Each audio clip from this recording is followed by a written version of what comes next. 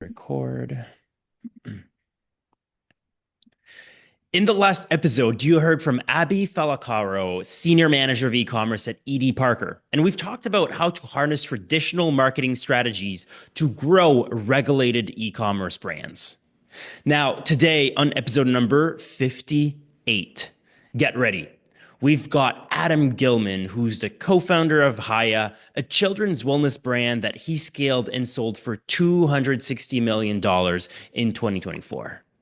And today, we'll be talking about how they've used influencer marketing as the foundation of their marketing strategy. And you bet that if they scaled that much, that quickly, they've been doing a lot of things right on that end. So, I'm your host, Raphael Paulin-Daigle, and I'm the founder of SplitBase. This is Minds of Ecommerce. Now, this episode is brought to you by SplitBase. At SplitBase, we help leading 8 and 9-figure brands such as Dr Squatch, Transparent Labs, and Amica grow through customer-focused conversion optimization programs. Our programs pinpoint exactly where your store is losing money most, and then, well, we help you fix it. So the result, you get increased conversions, higher AOV, and of course, more money, which in returns allow you to scale advertising profitably. We've been at it for over a decade and can help you manage CRO from A to Z, from customer research, conversion design, strategy, copywriting, and development. We focus on growing your e-commerce sales while you get to focus on what you do best. So request a proposal today on splitbase.com to learn how we can help you get the most out of your marketing spend. All right, Adam, welcome to the show. Thank you so much for being here. Thank you so much for having me. Yeah, as you know now, this podcast is all about going deep and dissecting one key growth strategy so our listeners can get the most value right away. And well, you guys have done a lot of things pretty well when it comes to influencer marketing. There's also a lot of brands, that hasn't necessarily been able to scale as fast as you guys and sell for such an amount. And they've been doing influencer marketing as well. What would you say is the difference between how you've done influencer marketing at Hiya that's allowed you to achieve that scale versus maybe what people think is the right way of doing influencer marketing? That's a great question. I would say that a big part of what makes us different doesn't necessarily sound as exciting in 2025 as it did in 2020, which is when we Mm, started this strategy. But it still nonetheless is a very powerful and effective and in my opinion, one of the only highly scalable strategies that D2C brands can pursue in this day and age. And I don't paint that as a universal truth because nothing is a universal truth. There are a mm, lot of product categories, price points where yeah. going all in on meta advertising from day one works and makes a lot of sense. This has just been my experience for a product with a pretty large total addressable market, but a pretty specific use case at the same time, and a price point that was, in the $50 price range for the average cart. What do you think? I think a lot of brands that are listening to this have potentially been around since, the day you founded Hiya Mhm. as well. What do you think are the primary things that changed over time? Because, 5 years is very long in D2C, but it's also not that long. And there's still a lot of advice that people are listening to that might date from that time. And so let's say if we kind of sort out the good and the bad, how has it evolved over the years and what's working now? Yeah, so we didn't just hand products out to influencers and hope for the best. And we didn't look at influencers or creators based on vanity metrics like audience size or engagement. We really built it around a long-term engine oriented around trust, storytelling, and authority in that space, right? Um, Mm, being in the wellness space for children, which is very much a trust first category, we learn that parents don't just buy what looks cool, they buy what feels safe, what's yeah. backed, what's real. So we knew early on that traditional performance marketing in and of itself wasn't going to be enough. We needed creators, especially moms and dads, although not necessarily moms and dads, who had real trust with their audience on wellness, nutrition, well-being, health in general. Um, Mm, they also really needed to be people who didn't shill 10 brands a week. Uh, they needed to genuinely care about these topics and have a high degree of authenticity as their currency, really. So this took a lot of upfront work in terms of doing research on the people we were aligning ourselves with, making sure that we felt strongly, and granted, you can never know until you try, but making sure that each time that we made a bet, that it was very calculated and we felt very strongly that it was going to be in alignment with all those principles that I outlined. And over time, we got better and better at it, obviously. mm. I'm curious. So when we're talking about those influencers, you said it's really not about the size of their audience. It's about, relevancy. How much And of that authenticity, and and authenticity and authenticity, authority. how much of the narrative do you want to control as a brand? Because obviously there's a lot of ways it can go wrong. There's a lot of ways where, but you also want that authenticity.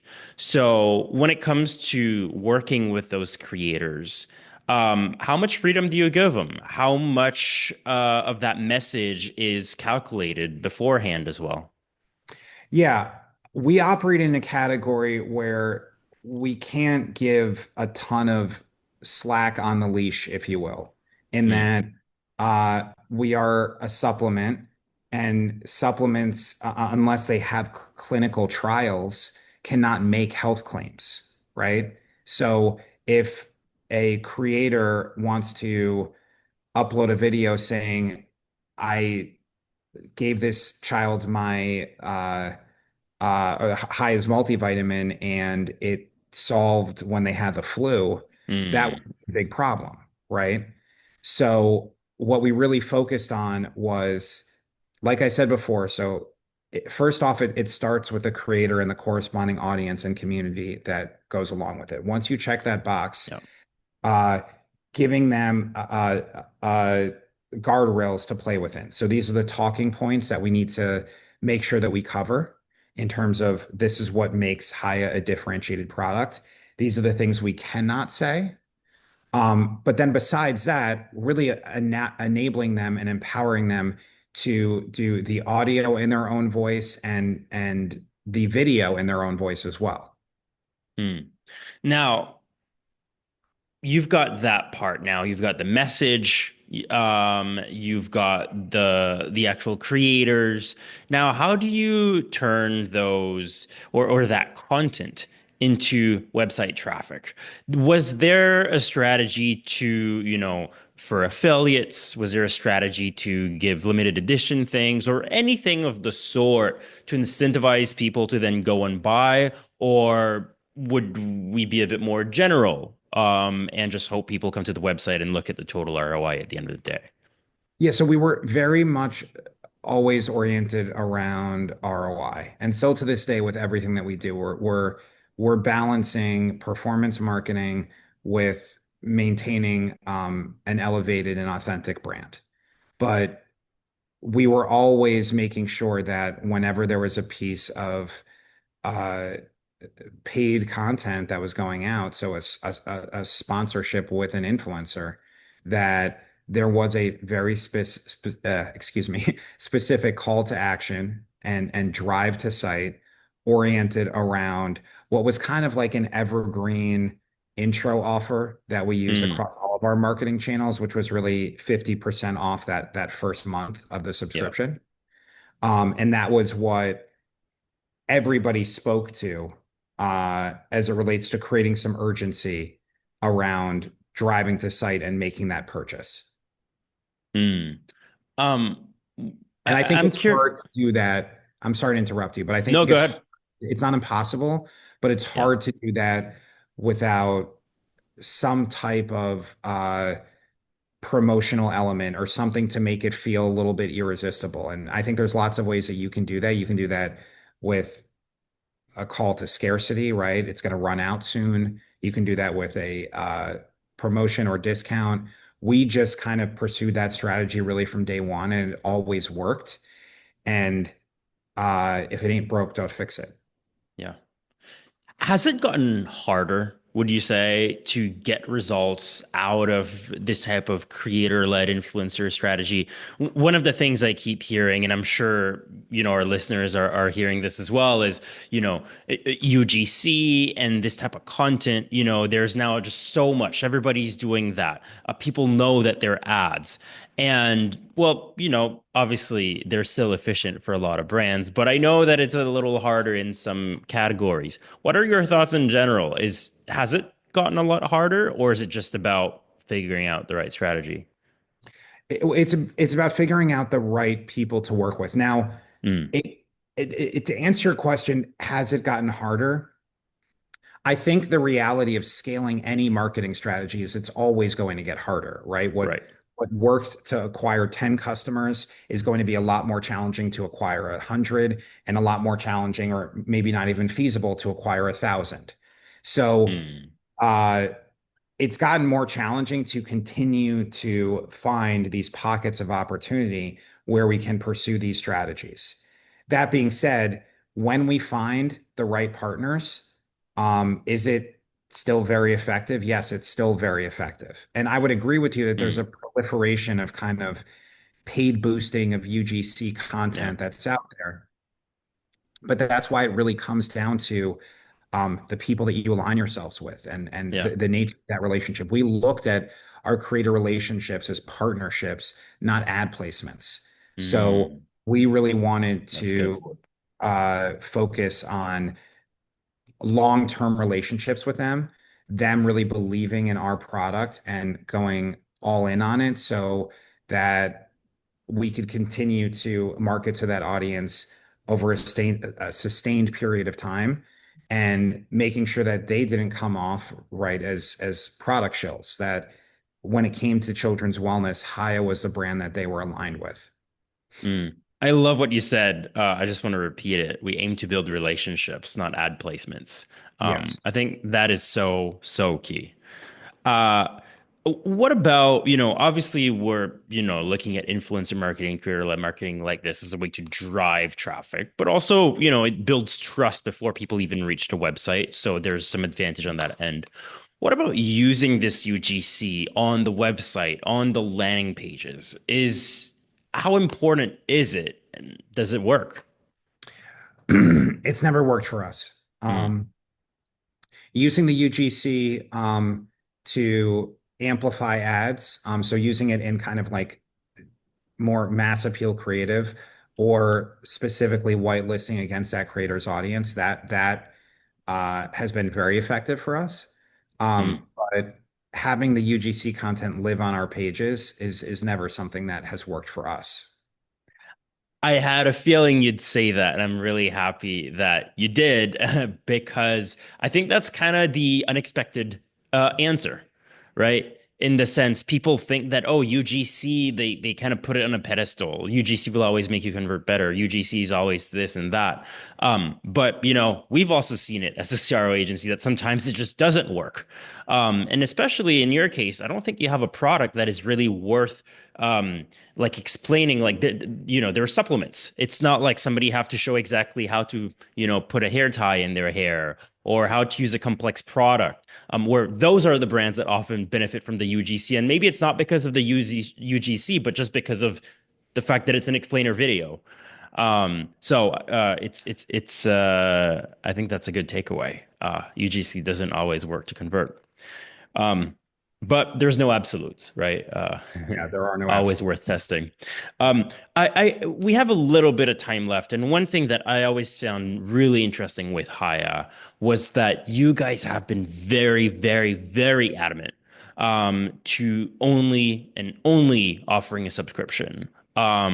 Now that's also slightly against the current and what we've seen with a lot of brands. Now there's more and more brands doing it, but I mean, even I'm sure in 20 2021, it wasn't as common as it is today.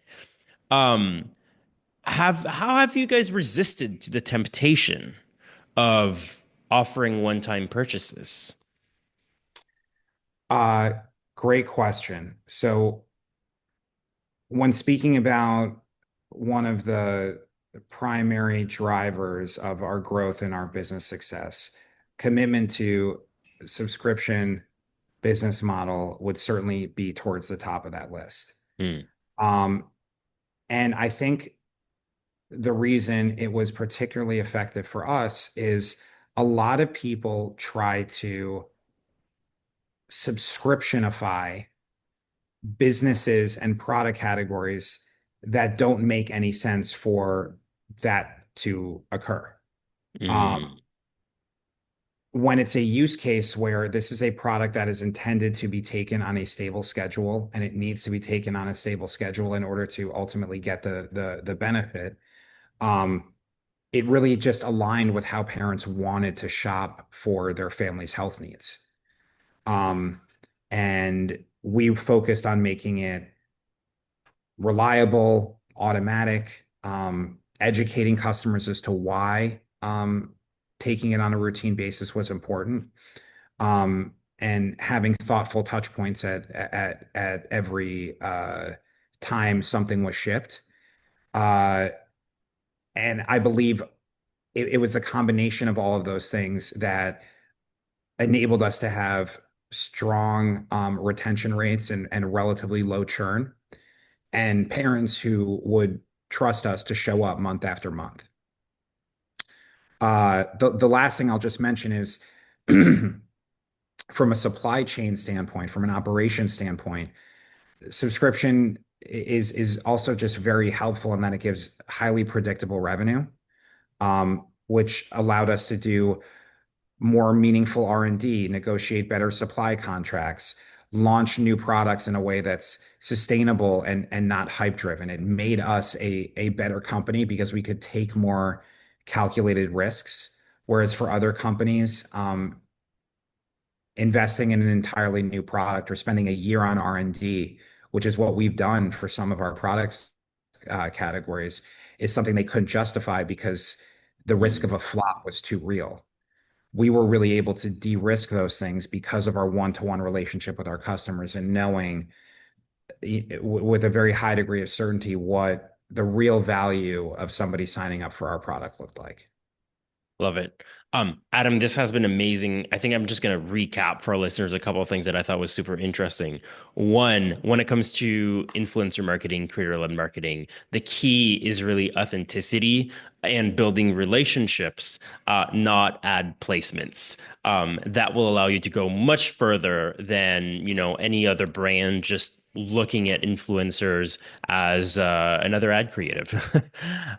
Number two, it's also about education, right? You have a product that requires a lot of trust. And when that happens, you have to show and give reasons to your audience to believe in your product and in your brand. And using product education along the way through those influencers, through your site content, but as a way as well to reduce churn and retain those subscriptions has been really key to you guys. And obviously, well, just sticking to a subscription only model has not only enabled more efficient forecasting, but also better planning, and obviously quite a bit of growth. So, Yeah. Adam, thank you so much for being here. And now, if people want to learn a bit more about you or Hiya, where should they go? www.hiyahealth.com, HIYA health.com. Awesome. Adam, thank you so much. Thank you so much.